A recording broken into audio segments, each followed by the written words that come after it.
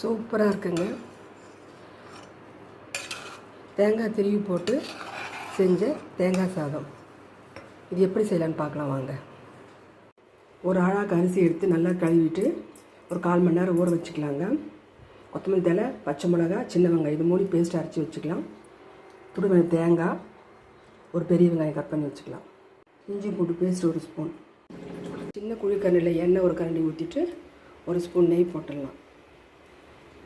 போட்டு பட்டை, லவங்கம், சோம்பு, அன்னாச்சி பூ, பிரிஞ்சி இலை, ஏலக்காய் தாளிப்புக்கு போட்டுடலாம். இது பொரிஞ்சவொடனே இஞ்சி பூண்டு பேஸ்ட் போட்டுடலாம். 1 ஸ்பூன் இஞ்சி பூண்டு பேஸ்ட்,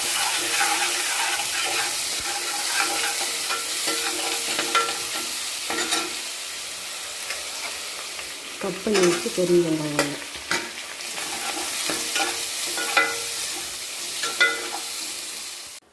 அரைச்சி வச்சு கொத்தமல்லி தழை, பச்சை மிளகாய் போட்டுடலாம்.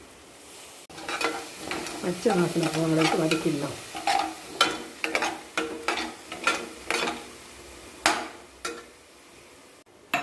ஒரு கப்பு தேங்காவை தண்ணி எதுவும் ஊற்றாமல் ஒரே ஒரு சுற்றிக்கலாம் மிக்சியில். இந்த அளவு சுற்றினா போதும். ஆட்டிட்டேன். இந்த தேங்காவை போட்டு 1 நிமிஷம் வதக்கிடலாம்.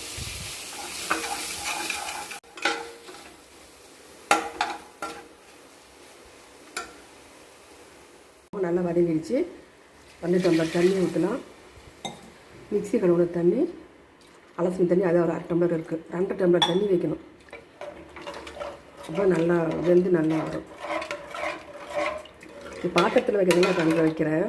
குக்கர்னால் 2 வச்சா போதும். ஒரு கொதி வரட்டும். தேவையான அளவு போட்டுக்கலாம். கொதிக்குது, அரிசி போட்டுடலாம்.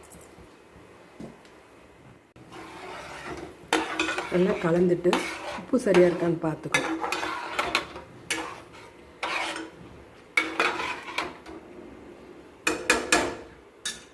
ஒரு கொதி வரட்டும்.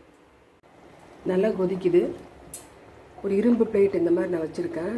இது சூடு பண்ணிவிட்டு இது மேலே தூக்கி பாத்திரத்தை வச்சு சிம்மில் வச்சு 10 நிமிஷம் வைக்கணும். தோசைக்கல் இருந்தால் கூட நீங்கள் சூடு பண்ணி வச்சுக்கலாம். இது மூடி வச்சிடலாம். சிம்மில் 10 நிமிஷம் வச்சிடலாம்.